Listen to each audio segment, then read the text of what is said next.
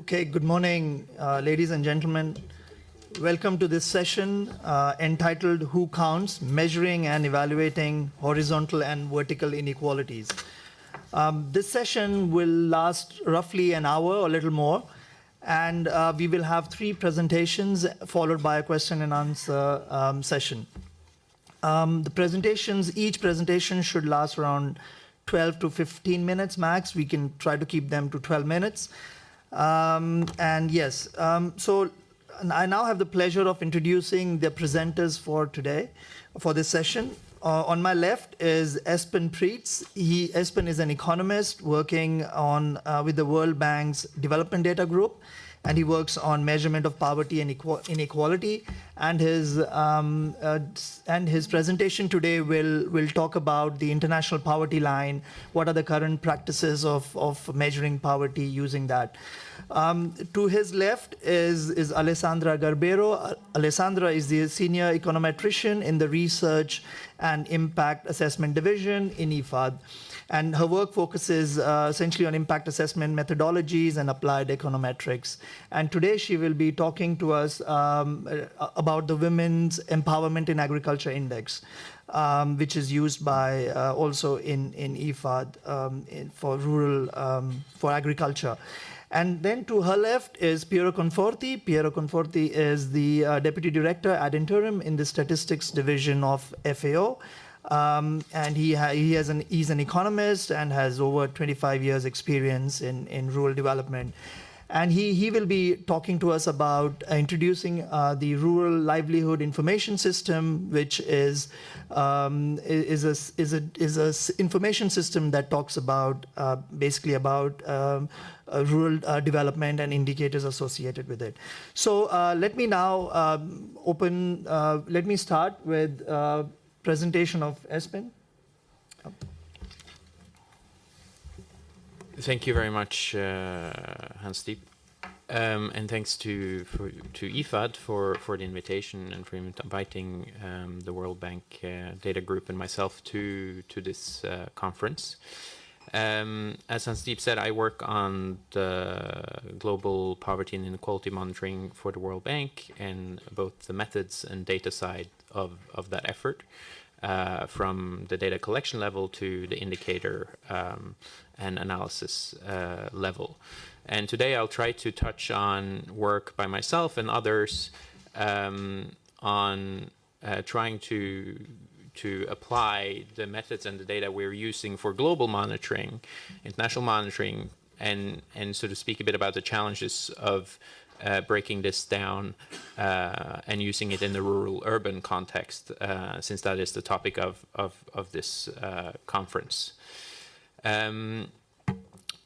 So first I'll get a short snapshot of the data on rural-urban sort of poverty dynamics and inequality that we have, and highlight some of the limitations of the data that we have.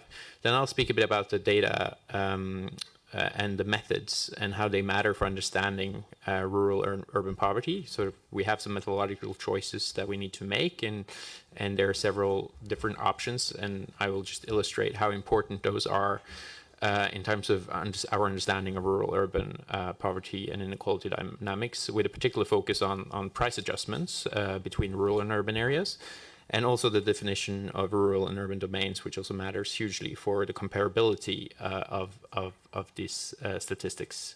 And then I'll speak briefly about what we're doing to sort of advance this work, because there's a pressure, there's definitely huge demand right now to be able to disaggregate and report more on this, especially in the context of the SDGs, but also in the context of our operations, which are increasingly focusing also on these international measures. I should say that I will focus on these sort of standard international dollar a day, which currently is $1.90 a day, and inequality, the World Bank's shared prosperity measures and so on. Of course, there's much more to rural and urban poverty statistics than these, but these are my sort of field of work and what I will focus on. So the data availability has just improved immensely over the past few decades. This is showing the number of observations or country observations we have in PubCalNet, our sort of main poverty monitoring tool or database at the World Bank, from 1977, which is, I think, the first India survey, through to 2016. And at the moment, we sort of are averaging about 80 new data points every year. The concentration of these are unfortunately, focused on many rich countries, so we don't have enough data in many poorer countries, and I'll get back to that in a bit later in my talk. But this is to say there's been an immense amount of improvements in internationally comparable poverty and inequality statistics over the past decades, but we're still not where we would like to be. There are some limitations in terms of what we can say about rural-urban breakdowns of that statistics. This is just a simple sort of motivational chart, which I take from our recent SDG Atlas, which shows just this very kind of clear pattern and trend and relationship between international poverty and urbanization. So this shows the regional poverty headcount rates from 1981 till 2013 for each of the World Bank regions. And that's on the vertical axis. And on the horizontal axis, you have the share of people living in urban areas. And the more people are living in urban areas, the lower is poverty. And so sort of an interesting trend just to see and to motivate to show this close relationship between the rural-urban dynamic and poverty reduction. Then, in terms of breaking down poverty figures at rural-urban, we don't have yet standardized indicators and systematically reporting on this. We're working on getting there. This is and IFAD has also done some important work there, I think, together with colleagues at the World Bank, and there are other efforts being done. But for now, the most reliable data we have on rural-urban sort of relationship or relationship between rural and urban poverty is at the national poverty measured at national poverty lines. And we see that everywhere, and I think this is sort of common knowledge, but there's a very sort of stable relationship that poverty at national standards are assessed to be much higher in rural areas than in urban areas, which is shown here by the sort of concentration of the points here above the 45-degree line. Looking at the ratio between the two headcounts, or rural to urban poverty headcount rate, that's the graph to the right, we see that nearly everywhere it's above 1, and there is sort of the average is about 2.2, so it's about twice as high in rural areas, and there's no sort of distinct economic gradient in that relationship that we see. You can maybe see a slight decline as countries get richer, but generally this is something that applies throughout, which shows that like poverty nationally is by national standards the rates are generally higher in rural areas, and confirms that. But it's important to say that this is at national line, so this is using national adjustments. On inequality, we are breaking down inequality only actually for China, India, and Indonesia. So we have internally other estimates, but I just want to show sort of our public estimates for China here and Indonesia, where we see kind of an increasing trends in both rural and urban inequality. Interestingly, in China, within rural inequality is higher than has been higher. But then there's been a change this sort of dip in the recent surveys. This may also be due to a change in survey methods in China. They've gone from doing separate rural and urban surveys to doing an integrated survey across rural and urban areas, and that might this drop coincides with where rural inequality goes below urban, coincides with that change in methodology. So I'm not too confident about that, sort of deriving too much from that. In Indonesia, we also see an increase. in both inequality in the early 2000s and later sort of stabilization, but there with urban inequality being much higher than rural. Here, clearly, we have this challenge of how consistent are these definitions of rural and urban across countries to make any comparable or derive anything from this. This is a challenge we have. And then just as a sort of quick look at inequality between rural and urban areas, I took the ratio of the means we have for rural and urban in our poverty inequality data. Like this is just the mean of rural and mean of urban. And we see a relatively stable relationship across in Indonesia and India. But in China, we've definitely seen, until the switch in survey method, very sort of increasing of the disparities between rural and urban areas, the way it's been captured in the survey, with this decline in the rural mean relative to the urban means. So these were just some sort of snapshot of some of the statistics we have available publicly, and I'll delve into a little more the sort of measurement challenges in producing the statistics and kind of the issues we're facing now that we want to provide more breakdowns by rural urban of our standard poverty and inequality measures. I think the most important thing is really how to do the adjustments between for price differences between rural and urban areas. In the global poverty and inequality measures, we do make a lot of efforts to adjust for price differences between countries and make sure that we are assessing incomes and consumption at the same standards of living across countries. And this is done through international exercise coordinated by the World Bank to collect purchasing power parity data and price data, which create these indices and adjust for these price levels when we are comparing income and assessing poverty and inequality. However, within country price adjustments, so as there are differences between prices between countries, there are also big differences in prices of goods and services within countries. And that's done much more inconsistently in our measures, unfortunately. And that's something that's really important to address now that we are wanting to produce more disaggregated data on poverty and inequality within countries, internationally comparable, I have to say. One approach that's often used is to take the ratio of the urban poverty line to the rural poverty line, and because countries set rural and urban poverty lines, and take that as the indicator of price differences. Now, it turns out that those differences in those poverty lines can, in terms of currency, in value, can be really, really big. Like, it's often more than 30% that prices or poverty lines are assessed as being higher in urban areas. Now, we're concerned that and that's using that ratio is something we use for spatial adjustment in China, India, and Indonesia, but there's a concern that this doesn't only reflect a difference in price, but also represent a difference in sort of the standard of living that beyond price, which countries are assessing in terms of what's required for rural and urban living, which is understandable. But the principle we have generally focused on in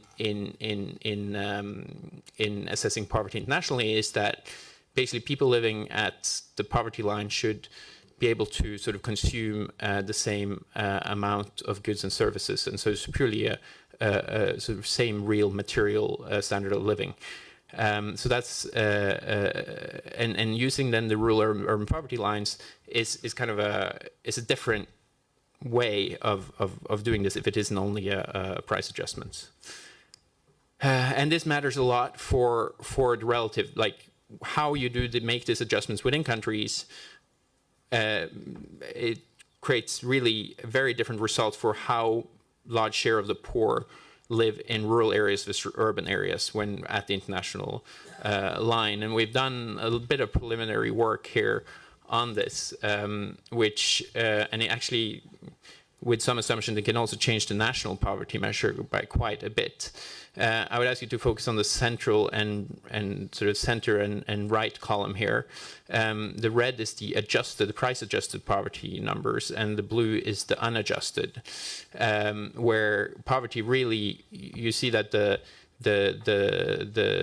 adjusted figures really massively reduced rural poverty, our understanding of rural poverty, while urban poverty is increasing as a result of these measures. There are also different other parameters for how we assess biases in the and integrate biases in the price data collection of the ICP that also goes into these charts, and these are preliminary, these are not official numbers, but I just want to show you as an illustrative kind of figure that this really matters a lot for how we understand the relative concentration and actually also the levels of poverty. Now, I think the other thing that we are struggling a bit with is well, if we were able to address these rural-urban price issues, I think we also would struggle with the definitions themselves of rural and urban. I know a lot of people in rural statistics are working on this, but this is something that we also find, if we're doing the breakdown, we want rural in one country probably to be comparable rural in another, but it turns out that the definitions are really, really different. And there are some new opportunities in making definitions more consistent by collecting data that is geo-referenced and then defining the rural-urban state of the survey location ex post with the gridded, often remotely sensed data on things like connectivity and land use and population density. So there's some opportunities there, but the challenge of doing this is also that would contradict then local and national definitions. So I think these systems and these definitions need to go hand in hand, but that's something we also are working on, trying to see how we can make that more comparable. And last is the data availability. As I alluded to earlier, we have still deficits in the data in terms of how many countries we are covering. An assessment in 2016 suggests that 77 countries in the world are what we called data deprived. As a background in that study, World Bank has committed to ensure that household surveys are conducted at least every 3 years in the IDA countries, the world's poorer countries, and so we're really ramping up our survey activities to try to improve this data availability. So quickly, I'm realizing I only have 2 minutes left. What are we doing to sort of improve and advance this agenda? We are improving both the data collection, as I said, with these new surveys, and also our methods and harmonization and integration efforts.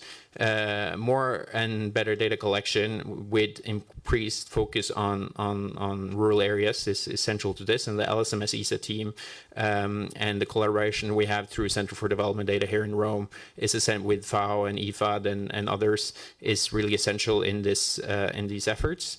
We're harmonizing methods of sort of defining indicators, welfare variables, and so on. This is work we do in close collaboration across the bank between the Global Poverty Practice, the research department, and the data group where I'm based. We're also working with FAO on this effort, the RULIS, which is an indicator system which I think Piero will talk more about later, which tries to deal with harmonize some of these indicators. While some ex-post harmonization is possible, data collection methods also need to be harmonized. There's only so much you can do after the data is collected. And so we have recently worked on guidelines for collection of food consumption data that was presented to the UN Statistical Commission. I think guidelines on price data collection, because this is such an important thing for spatial price adjustments, is something that we also are likely to work on soon and need to try to improve the international standards for. And lastly, I think data integration is really key to these efforts so that we can integrate survey data, geospatial data, and also administrative data in better ways to get a better understanding of subnational dynamics in this field. Quickly, just a quick plug for Center for Development Data, which is our new hub in Rome, started about 2 years ago, where we are working on a lot of these issues, both in agriculture and rural statistics, but also poverty and inequality. We've been here, we're about 13 staff based here now, and since we are in Rome now, I think it would just be important that all of you know that, and that our efforts are also centered on this side of the Atlantic in this area. Thank you very much. Thank you, Espen. It's heartening to know that not only not only the data, amount of data is increasing and improving, but also methods to collect data and also to harmonize are improving, and this is hugely important.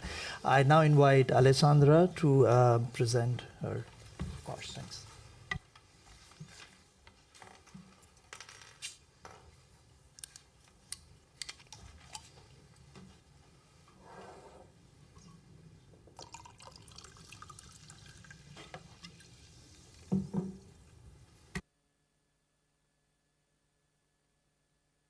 Thank you.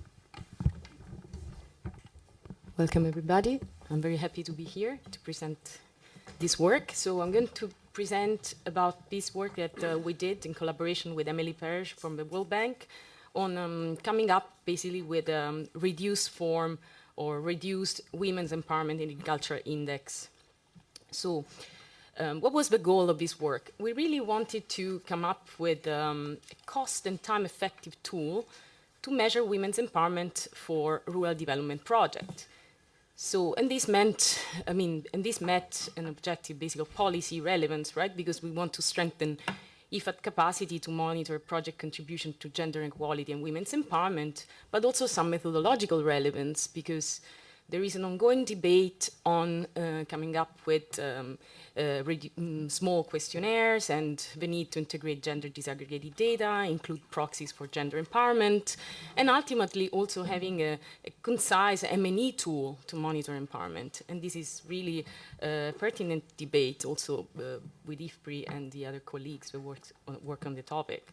So what was our starting point here?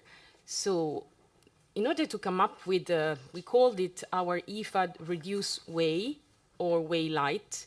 And it's basically a streamlined version, a shorter version of a Women's Empowerment in Agriculture Index, the full way, we call it. So this work was funded, it's quite dated, it was funded in 2013 by the Policy and Technical Division, and I want to acknowledge their support in coming up with this. And it was validated also in a number of projects that were part of this joint initiative, joint program for accelerating progress towards the economic empowerment of rural women, which is in collaboration with WFP and FAO, and IFAD, of course. So basically, this led to the fielding of this questionnaire, this shorter questionnaire.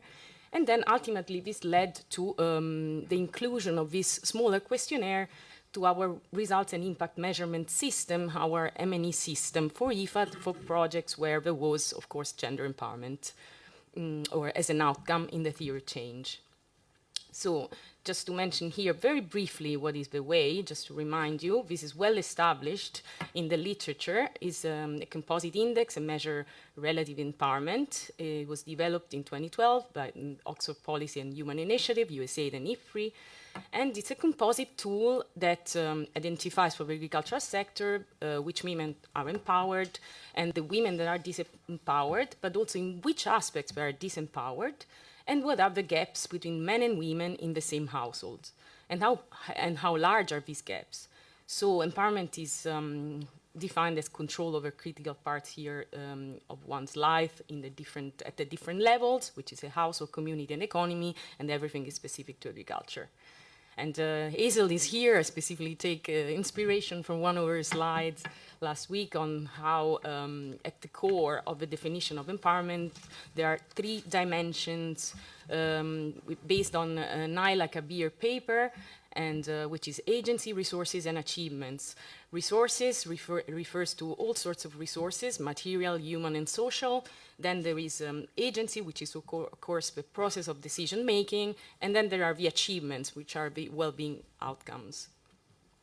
So just to recap for you, to remind you what is the way, the full way, the original way. So this is an index that actually contains 2 sub-indices. The first one is the 5 domains of empowerment, which actually account for 90% of the overall index. And the second is the gender parity index, which accounts for 10% of the overall index and measures women's achievements relative to the primary male in the household.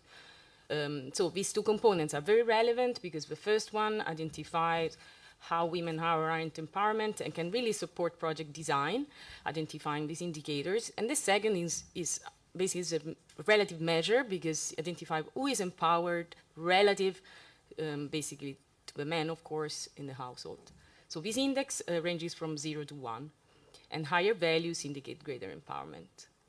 So basically, like the we has 5 dimensions and 10 indicators, and a woman who has achieved the adequacy in 80% or more of the weighted indicators is considered empowered. So, but what did we do substantially, coming to the core of the presentation, to come up with the reduced way? We started with the 3 data sets, the pilot data sets for Bangladesh, Guatemala, and Uganda. And basically, we implemented a data reduction methodology which is called multiple correspondence analysis, to highlight the most important components. We also tried other data reduction methods, but we finally settled with this. We also computed the original index for each country according to the standard syntax and procedure. We did a single country multiple correspondent analysis using the data from the individual country. We also did the pooled multiple correspondence analysis.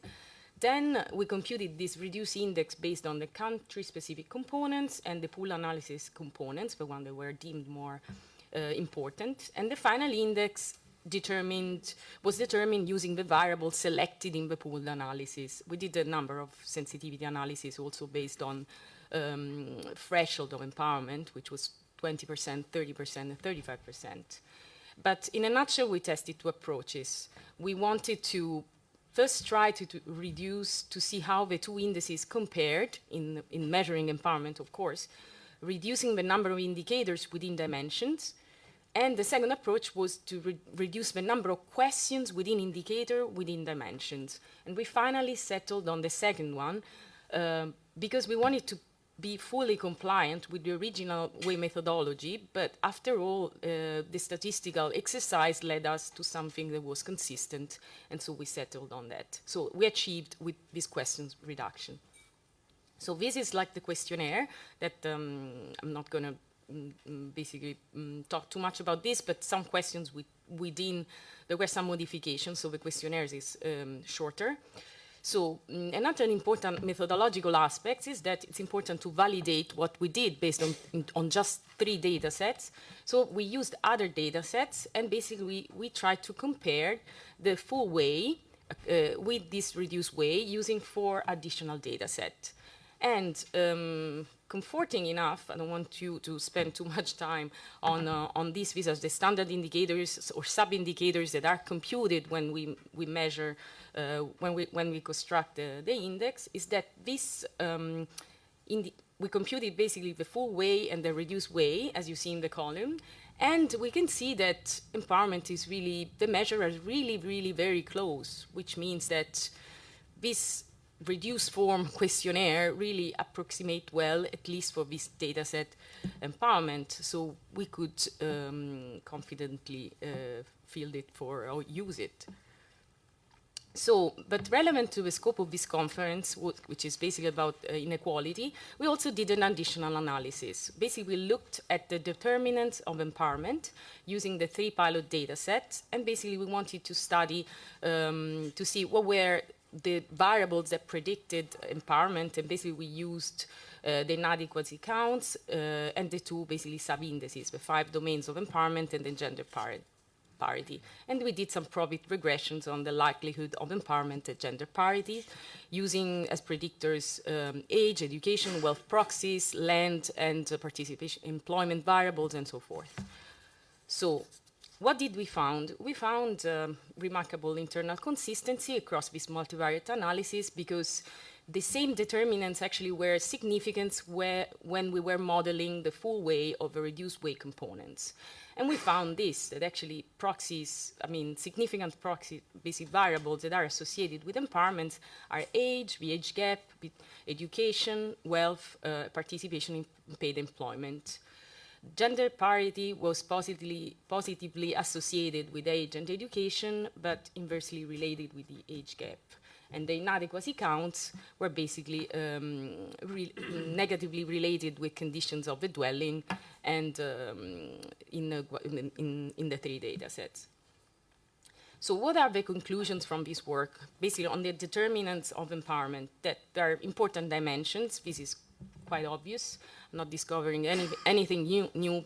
Pretty much this was just a further sensitivity analysis with other methodologies pretty much.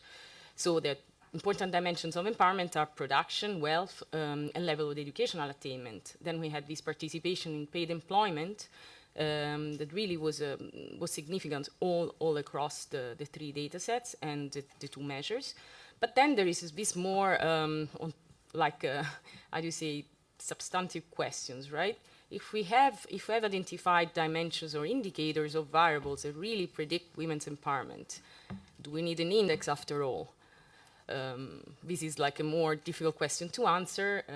I'm a statistician, so I would like to say, yes, we need an index, but people have different views. So what is the final conclusions of overall this work? Is that the shorter questionnaire is really something that it's essential for IFAD, because we have many reporting needs on many indicators, which is agricultural production, market access, resilience. So we'd like to measure gender empowerment. And we'd also like to come up with an M&E tool, which is quite self-sufficient for project, because we know that countries lack the capacity even to construct. There is a big issue of capacity, so sort of analytical capacity, also to come up with an index. So something short and easy would be really something desirable. So we'll continue to test and to improve the methodology in the context of IFAD supporting project. As I already mentioned, there is a trade-off between indices and single proxies, and of course more validation needed with more data sets and so forth. So I'd like to acknowledge here the Gender Desk, Beatrice Gelli and Claire Bishop, who funded this work within PTA, IFPRI, of course, and Hazel for reviewing the manuscript and the paper and everything, and the suggestions from the team. For questions here, this is my email. Thank you very much. Thank you, Alessandra. It's good to know that a reduced way is as consistent. Of course, more tests are required, but it's hugely important for IFAD and in general for time and cost efficiency also. So that's really good to know. I'll now pass the floor to Piero Conforti for his presentation. Thank you, Hans. Thank you to IFAD for the invitation. I'm very glad to be here and having the opportunity of presenting this project. I do agree with Espen that data in relative terms has improved and increased a lot in the last decades.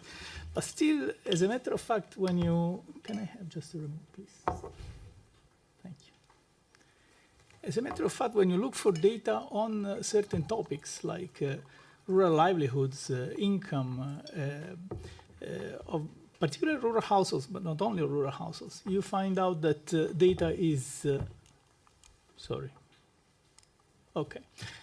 quite sparse and scarce. You find some data around there, but you feel a huge problem of harmonization. Now, there are many efforts that we are, as FAO Statistics, part of in terms of fostering better data collection, working with countries, try to promote better collection of data, more consistent collection of data. But as a matter of fact, we wanted with this project to try and take stock and utilize what sits there. And sometimes we feel it's also quite underutilized. You can feel this very strongly when you look at the need to monitor, of course, the 2030 development agenda. I mean, countries are faced with huge challenges in terms of data, particularly when it comes to certain indicators, like those that look at a smallholder story.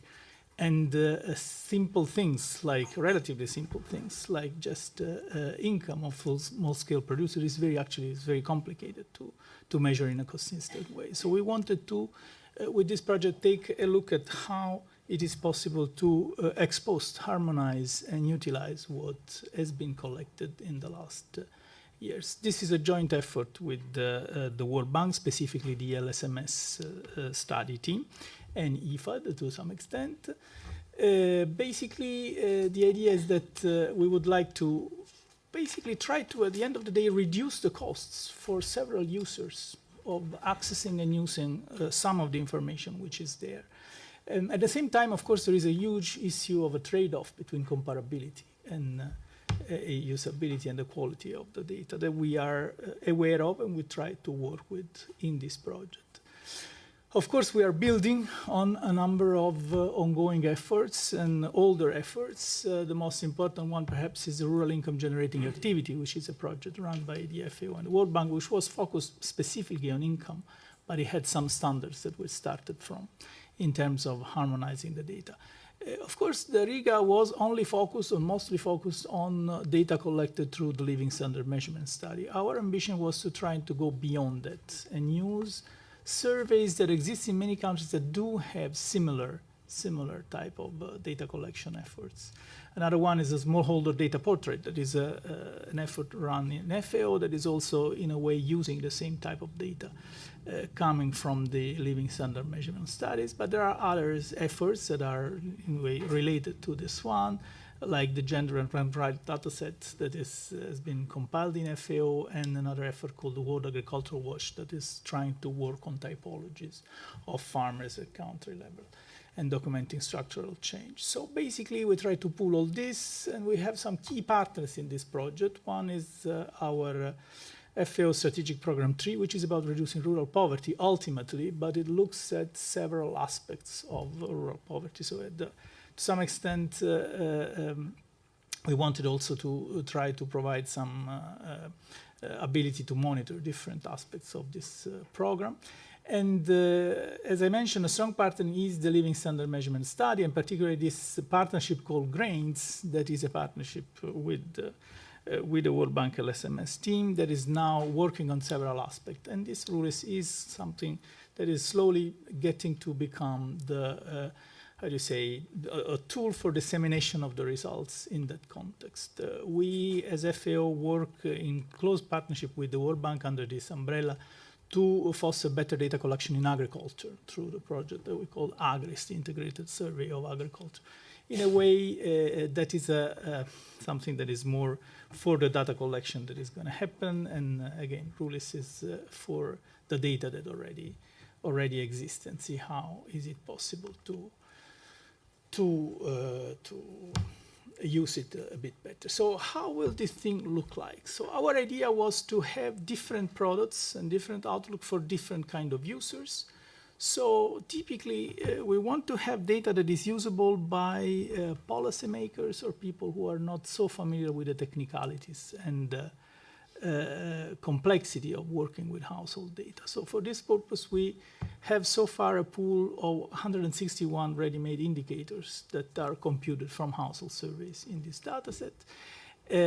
Some other external data that is actually just reproducing what is accessible in other main data sources.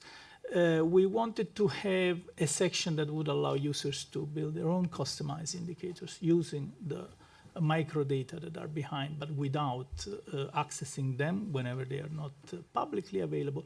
And then the typical product that I think researchers and the research community is going to use more, which is a set of what we call variables, basically microdata that is clean and standardized to some extent. Now, the Riga project used to standardize few variables, particularly related to income. We try to expand on that and compute a lot more. And again, the idea is that this may cater for different type of users. The same idea is that out of this pool of data, we would like to foster a little bit of research communities like the Riga project was doing. So the idea is also to disseminate technical material that uses this kind of data and make this like of a portal that can be one stop for many people looking for resources of this kind of data. Basically, what's in there? We grouped the indicators in 10 clusters on a very practical basis, and these are the clusters that you see. So very different type of domains and areas. We will try and take a look at what is in some of these. Basically, the idea was to look at different aspects of livelihoods and to qualify, in a way, cross-tabulate all the indicators for a number of standard predetermined variables.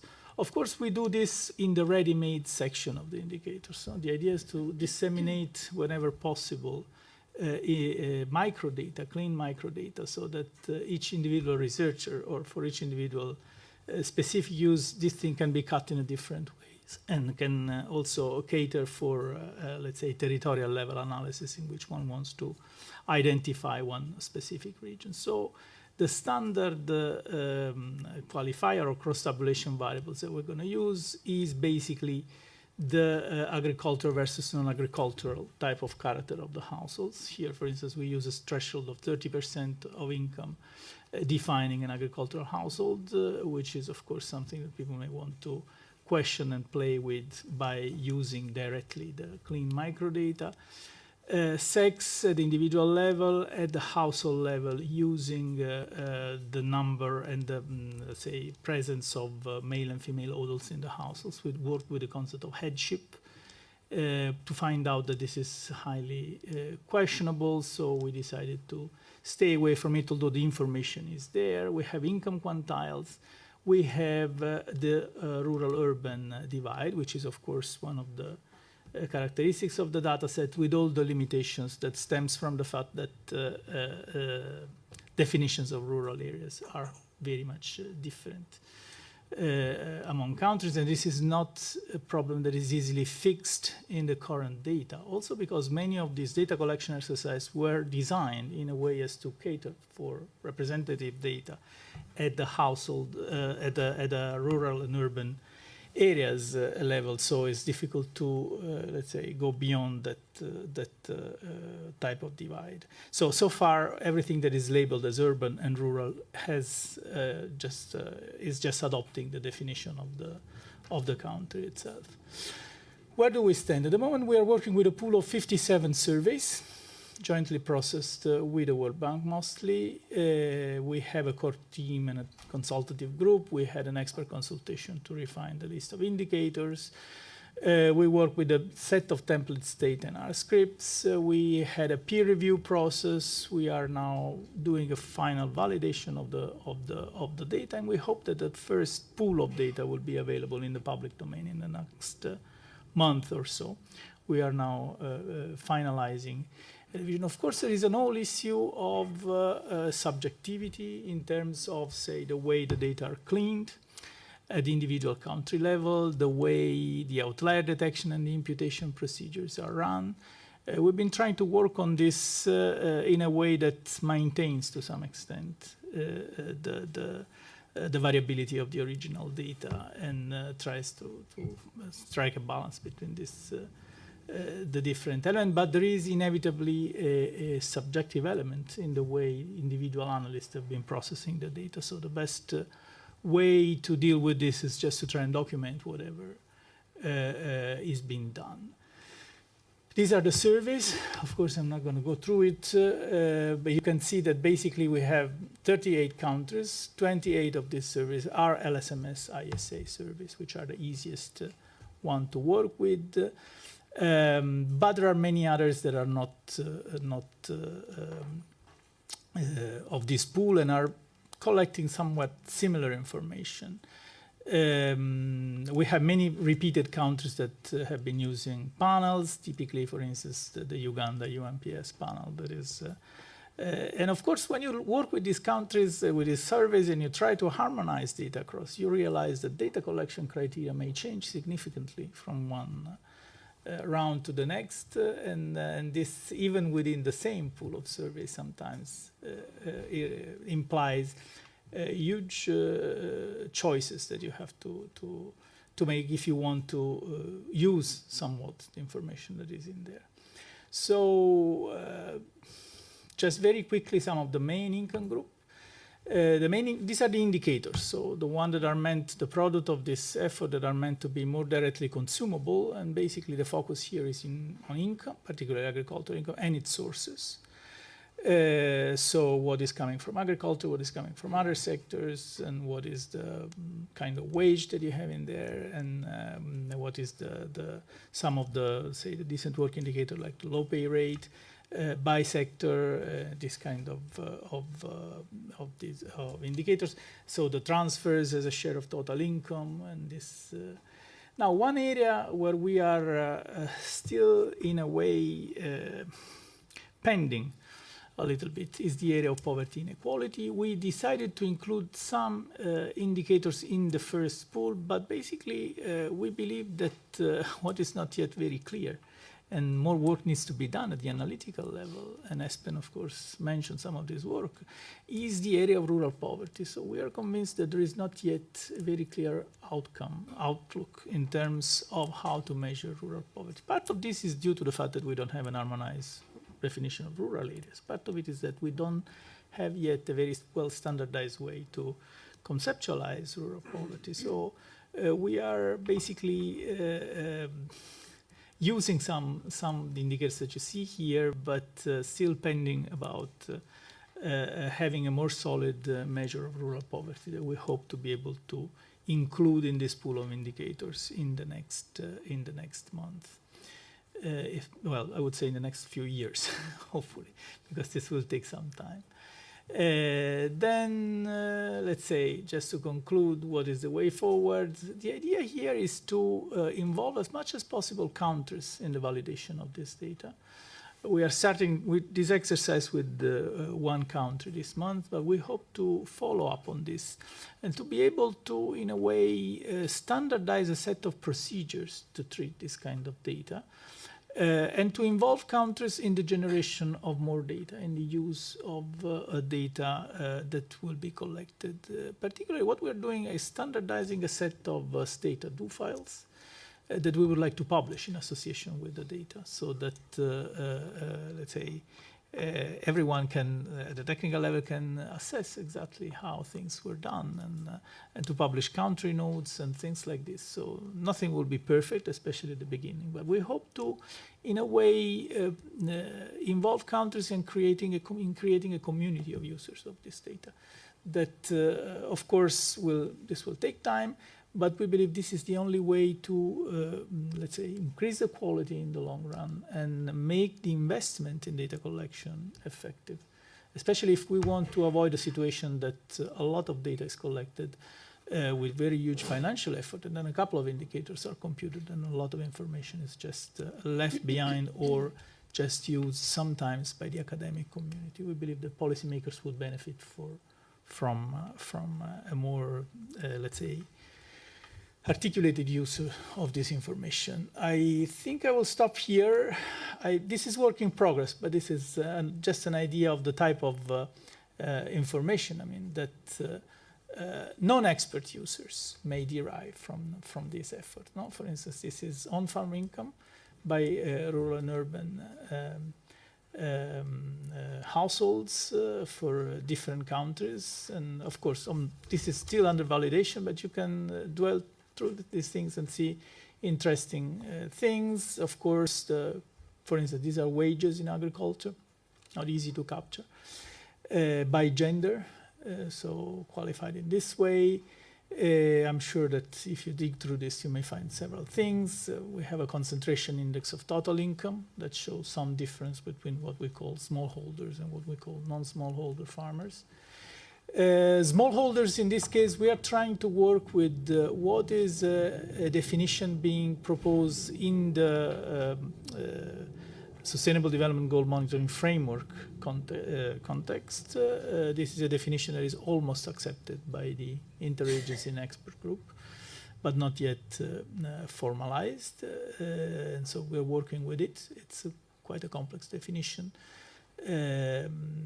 And we are using it. So there are many ways to conceptualize smallholder. In this case, this is a combination of three variables, particularly income and physical assets, particularly land and livestock, and we are using the bottom 40% of the cumulative distribution to identify those who are called smallholder. Anyway, this is just to give you a snapshot of what you may have, all the way to indicators like the needs, those who are not in employment nor in education. For instance, this is a view by gender and so many others. I think I'll leave it there. Thank you.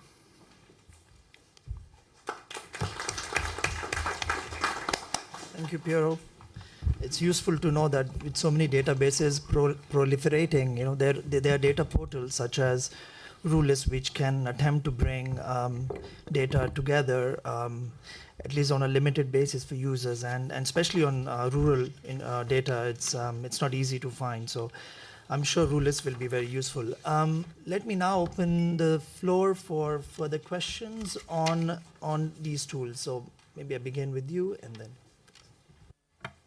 Yes, thank you. Could you please identify yourself? Yes, Thank you. Hazel Malapit from IFPRI. Thank you to the panel. This is really quite interesting. I wanted to say that I think the experience of IFAD in trying to sort of take a methodology and sort of test it and use it to suit their own objectives, I think is quite an important sort of example of the benefit of having sort of our tools in the public domain. So having the data in the public domain, and the other two speakers spoke about what's available out there, but I think the experience that Alessandra talked about is really a good example of how we can learn from each other and sort of try new things and come up with solutions. I think IFAD was one of the very first adopters of the Women's Empowerment in Agriculture Index, and in fact predated their attempts to reduce the WEA, predated what had then became the abbreviated WEA. And so I think collaborating with each other in this way was actually very beneficial. So to the extent that we could sort of build a community of practice and find better ways to learn from each other, I think that's very good. Where can we find the paper? There is actually a new resource center on the Women's Empowerment in Agriculture Index. It's called wea.ifpri.info, where we have a space for citations on all other publications that use this tool. And so as soon as that's available, we're happy to post it there, and everybody else in the room who's interested to look at that is welcome to check that out. There is a LSMS data set that has collected the WEA. The latest round of the Tanzania LSMS ISA has a subsample that is in the Feed the Future zone that has collected this. So that's, anybody else interested in the room to look at that data, that's something you can cross with these all other databases as well. Maybe just as a final, just a suggestion, I don't know how many people in the room consider themselves gender experts, apart from myself. So, and Alessandra, I think it just helps when talking to each other to be more precise in how we talk about gender and women's empowerment. And so instead of saying gender empowerment, I think it's just easier to understand women's empowerment and men's empowerment, because gender is about the relationship. And so just a final suggestion. Thank you. Thank you. Thank you for the information also. Asha, would you like to? Yeah. Thank you. Masa Igarashi from FAO Evaluation. I was listening to this presentation with great interest, that it's good that we have a lot of this data and thinking going on. But I had one question, because I'm an evaluator, and from the evaluation perspective, because evaluation, all this data can be used for the research, and you can analyze a lot of relationships and so on. Evaluation is in particular looking at the consequence of our actions or programs or the policies that we support, right? So we have to associate the changes to the actions. And particularly, maybe I pick Alessandra because she talked about it can be used for M&E. So I was thinking how we can use, for example, this gender empowerment index and changes for evaluation. I'm assuming that this empowerment should occur not only as a result of the empowerment targeted interventions, but also other interventions. We are talking about what we call gender mainstreaming, right? So whether you do the rural income productivity increase projects, or we do the environmental project, we want to include in it gender empowerment effect, right? And in doing so, how do we disaggregate the association between empowered gender, let's say, and the initiative's original objective and the empowerment component? meaning suppose you do some activities to increase the productivity of agriculture, then income may go up, right? And you said if income rises, naturally empowerment goes up. There's some statistical association to it. But are we happy that, okay, look, income went up and gender was a bit empowered naturally, or we want the project to be more paying more attention to the empowerment element to introduce something? And in order to do that and evaluate it, we need to see what is the effect of income rise versus the effect of additional effort made to mainstream gender into this project. Now, I suppose that if we do enough research, we get some average gradient of or elasticity of gender element and so on. But I'm also thinking that gender empowerment is very context dependent and culture dependent and society dependent.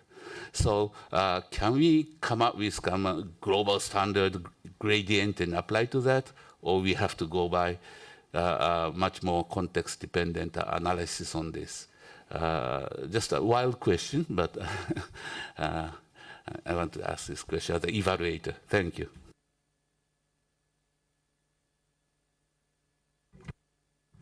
I have two comments. So one comment is a general comment to all speakers.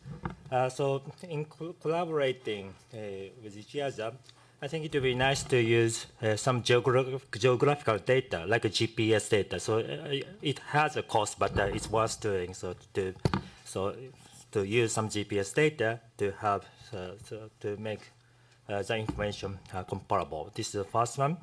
And the second one, this is a question or comment to Alessandra.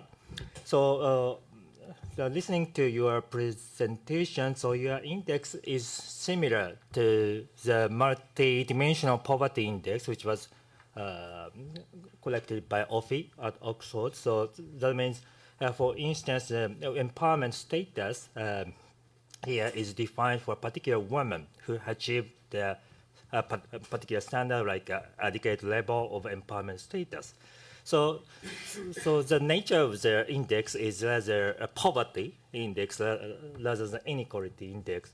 So my suggestion is that you might want to create the index which corresponds to the poverty gap, or squared poverty gap, which was expressed Sabina Alkaya at Oxford. So this, by doing this, so you can address inequality within the less empowered people. Another way of doing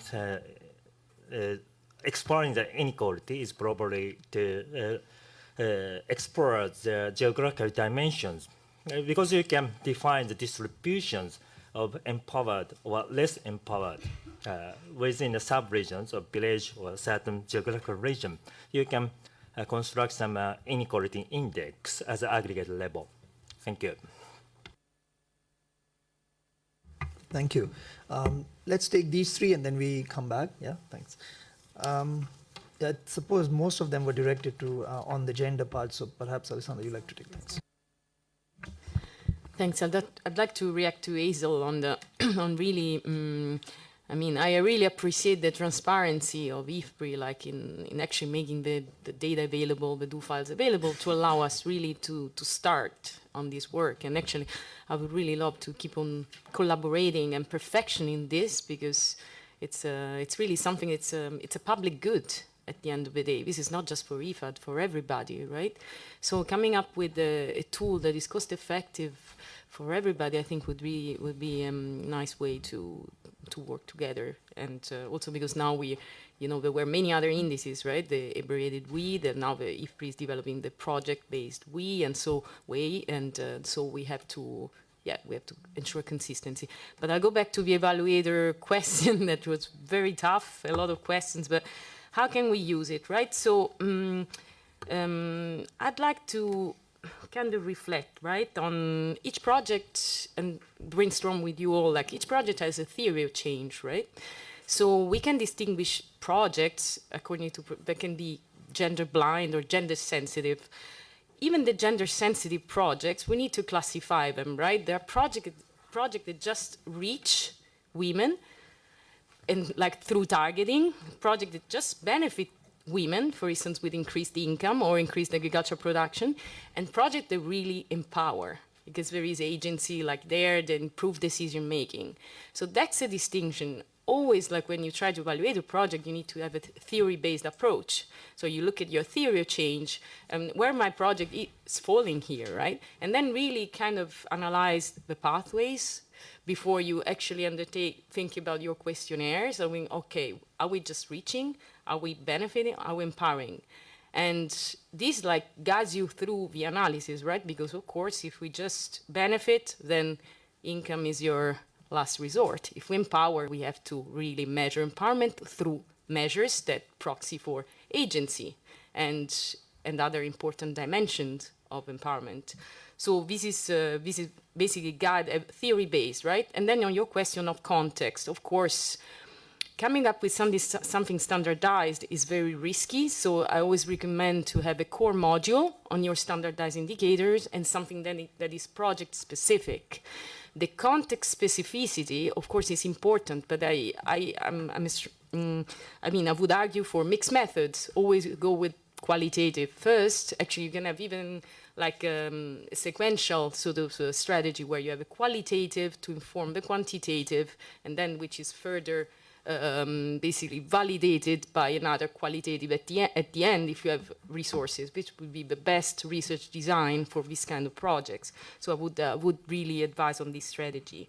And so I think I replied pretty much to all the questions. So it's really important for impact assessment, of course. And the other question is about M&E, right? So again, we need these indicators, an indicator of gender empowerment for projects that really empowered, so it fall in the third category. And there you would consider, yes, adding specific questions that can be monitored over the life of the project, or at least a baseline, midterm, and completion to track these indicators. So this is my suggestion. Thank you. Anything on GPS? There was a question. Anything you say on Espen or Piero on future of GPS enabled systems for data? Very briefly, most modern surveys, they do have GPS coordinates of the households that are interviewed. Of course, part of it is muted for confidentiality reasons, but you can access those codes. And now I would say that virtually every survey that is supported in every country has that component. Of course, there is a broader issue, which I think demands more research, which is actually the integration between geospatial data and survey data. That's a whole area that probably demands more research, but that's more of a long-term issue. I hope I addressed it. I didn't reply to Imai question. Actually, was important on the measures, right? In a way, the two components of empowerment, right? The 5 dimensions of empowerment, the gender parity, are actually one in head count, and the other component is a bit something analogous to the poverty gap, but actually as a measure of. So in a way, these two measures already like take into account what you're trying to say within the index. So. But actually, it's a good suggestion to think about inequality overall and just measure inequality, right? Because also this, as you see, the weights of these two components is 90% and 10%. So the inequality component has a very low weight in the overall index, right?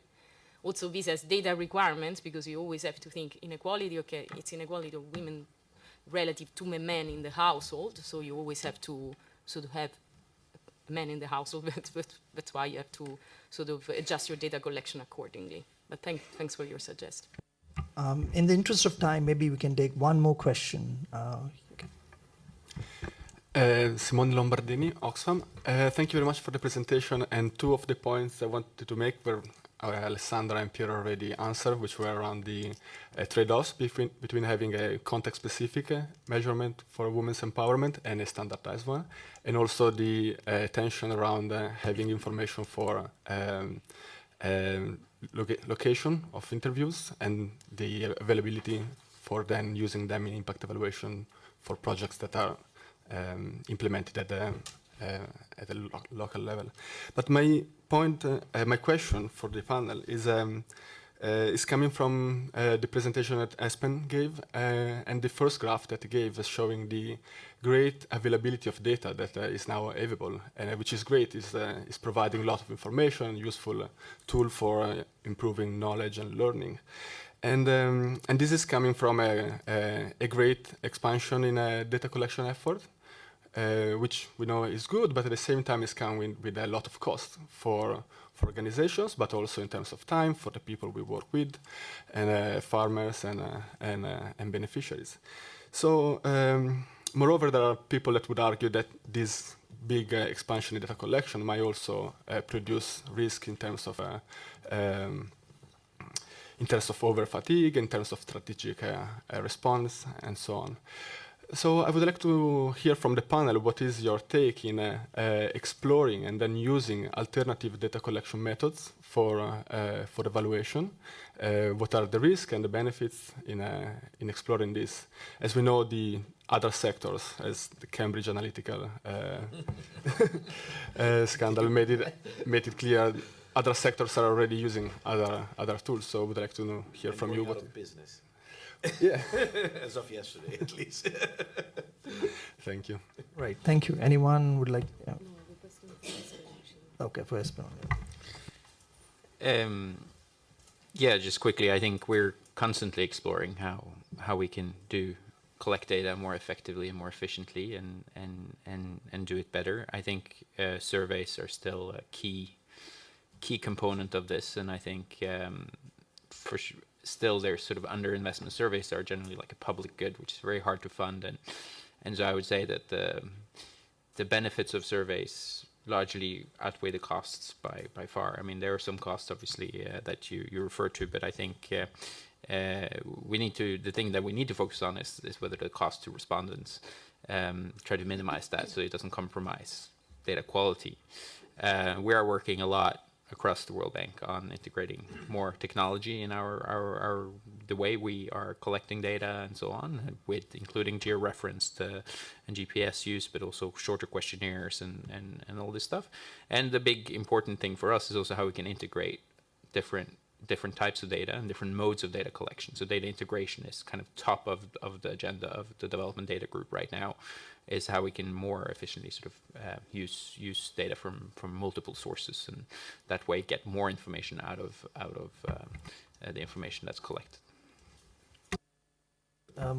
Quickly, yeah, thanks. Very quickly, just 1 minute to say that, of course, the whole challenge is about, on the one hand, using innovation. Even simple things like the copy-based interviews or the Kawi web-based interviews, they do have a lot of impact on the quality of the data, and they are cost-effective. At the same time, I think we should look at this equation also from the use side. That's the only thing I would really like to add. So it's important to collect data. It is important to use the data that is collected in a way that is more, I think, efficient and conducive to support decision-making. I mean, a little bit the logic of the project that I described is a bit this one. So try at least to make maximum use possible of what was collected.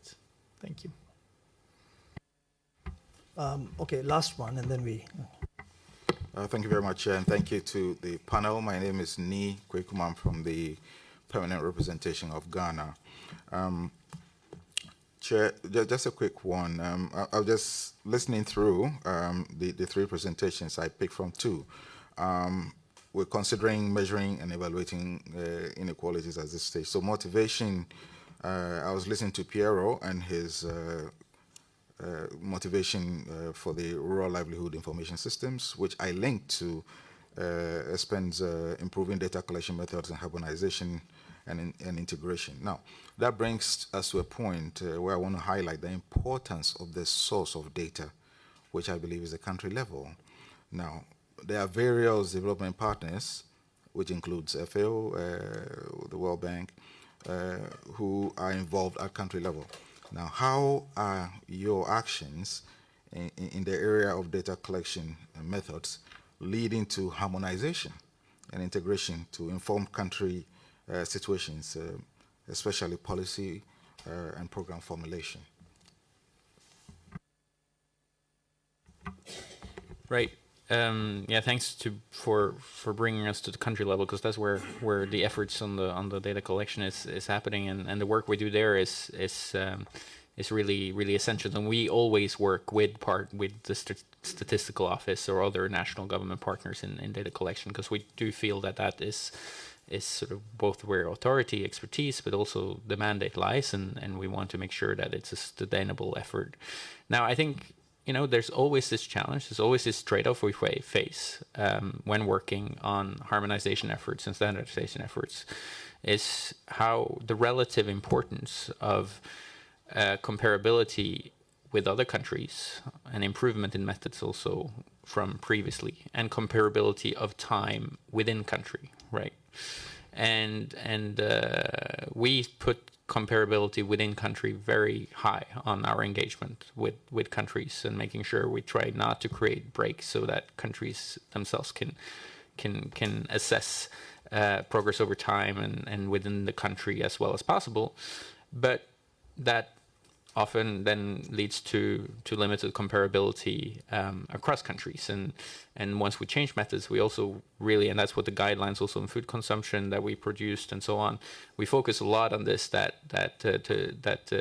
in any change in methods and any change in harmonization, we should always try to make efforts through impact assessments on sort of the method effect and change in the effect, so that we can kind of introduce comparability when we also change the methods. But this is the trade-off we are definitely facing every time we engage, and is something I think is faced in every domain now, with an increased focus on the SDGs and comparability across countries, versus previously a much more kind of country level focus, which I think is obviously the most important one, and we should not forget that. Right. Okay. Okay. Right. With that, I'd like to conclude this session. I'd like to thank all the presenters. You've indeed given us a lot of tool for thought, and thank you all for coming.